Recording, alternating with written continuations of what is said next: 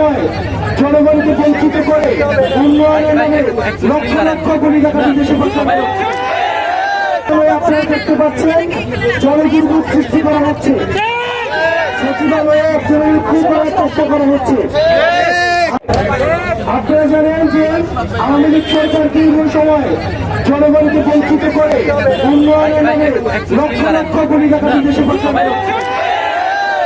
আমরা চাই এই সরকার এই টাকাগুলি পুনরুদ্ধার করুক, একই সাথে সাথে আওয়ামী লীগের যে অর্থনৈতিক ব্যবস্থা রয়েছে সেই অর্থনৈতিক ব্যবস্থাকে আওয়ামী লীগ দ্রুততম সময়ের মধ্যে আইনের মধ্যে নিয়ে এসে এই আর্থিক যেই বিষয়গুলি রয়েছে সেগুলি জনগণের কাছে উন্মুক্ত করে দিই।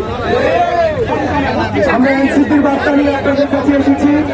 আপনারা জানেন পরবর্তী সময়ে আমাদের যে রাজনৈতিক দলটি আমাদের গঠিত হয়েছে সেটি হচ্ছে জাতীয় নাগরিক পার্টি এনসিপি।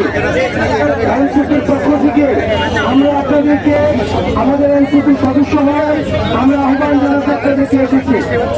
আমরা এই বিগত স্বাধীনতার সময়ে আমরা দেখেছি জাতীয় আমাদের যারা নাগরিক রয়েছে তাদের আশা আকাঙ্ক্ষা বাস্তবায়ন হয়নি। রাষ্ট্রের যে প্রতিষ্ঠানগুলো রয়েছে প্রতিষ্ঠানগুলো স্বাধীন হয়নি।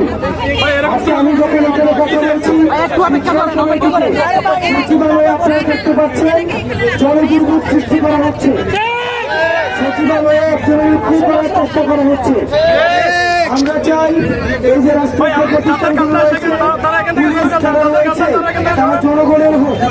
আমরা চাই একটা দুর্নীতিমুক্ত নীতি সমৃদ্ধ আপনার বাংলাদেশ গঠিত হোক, যেখানে আর রাষ্ট্রীয় বাহিনীর হাতে আপনার সন্তান আমাদের সন্তান আর মৃত্যুবরণ করবে না।